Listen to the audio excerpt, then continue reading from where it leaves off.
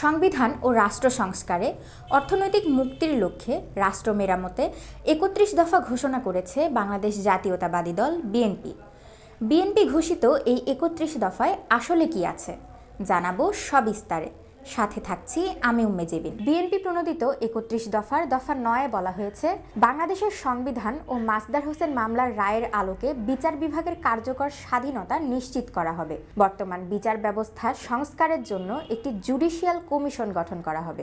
অধস্তন আদালতের নিয়ন্ত্রণ ও শৃঙ্খলা বিধানের কর্তৃত্ব সুপ্রিম কোর্টের উপর ন্যস্ত করা হবে। বিচার বিভাগের জন্য সুপ্রিম কোর্টের নিয়ন্ত্রণাধীন একটি পৃথক সচিবালয় থাকবে। সুপ্রিম কোর্টের বিচারপতিদের অভিশংসন প্রশ্নে সংবিধানে বর্ণিত ইতপূর্বকার সুপ্রিম জুডিশিয়াল কাউন্সিল ব্যবস্থা পুনঃপ্রবর্তন করা হবে। এজন্য সংবিধানে প্রয়োজনীয় সংশোধনী আনা হবে। দলীয় বিবেচনার ঊর্ধ্বে উঠে কেবল জ্ঞান, প্রজ্ঞা, নীতিবোধ, বিচারবোধ ও সুনামের কঠোর মানদণ্ডে যাচাই করিয়া বিচারক নিয়োগ করা হবে। সুপ্রিম কোর্টের বিচারপতি নিয়োগের লক্ষ্যে সংবিধানের ৯৫ গ অনুযায়ী সুনির্দিষ্ট যোগ্যতা ও মানদণ্ড সম্বলিত বিচারপতি নিয়োগ আইন প্রণয়ন করা হবে।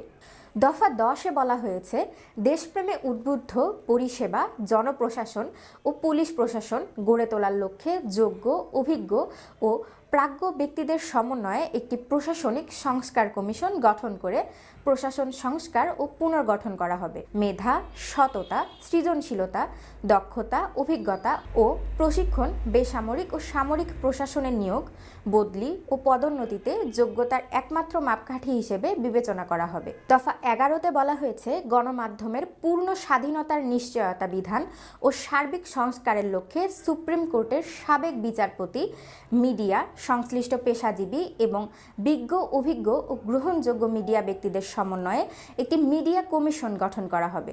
সৎ ও স্বাধীন সাংবাদিকতার পরিবেশ পুনরুদ্ধার করার লক্ষ্যে প্রয়োজনীয় পদক্ষেপ গ্রহণ করা হবে।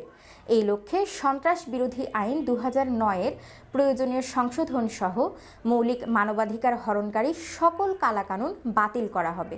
চাঞ্চল্যকর সাগররুনি হত্যা সহ সকল সাংবাদিক নির্যাতন ও হত্যার বিচার নিশ্চিত করা হবে।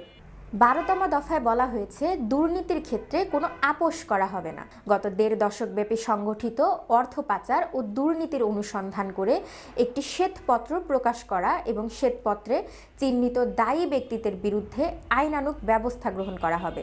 দেশের বাইরে পাচারকৃত অর্থ দেশে ফেরত আনার প্রয়োজনীয় প্রশাসনিক ও আইনানুগ ব্যবস্থা গ্রহণ করা হবে। দুর্নীতি দমন কমিশন ও দুর্নীতি দমন আইন সংস্কারের পাশাপাশি পদ্ধতিগত সংস্কারের মাধ্যমে দুদকের স্বচ্ছতা ও জবাবদিহিতা নিশ্চিত করা হবে।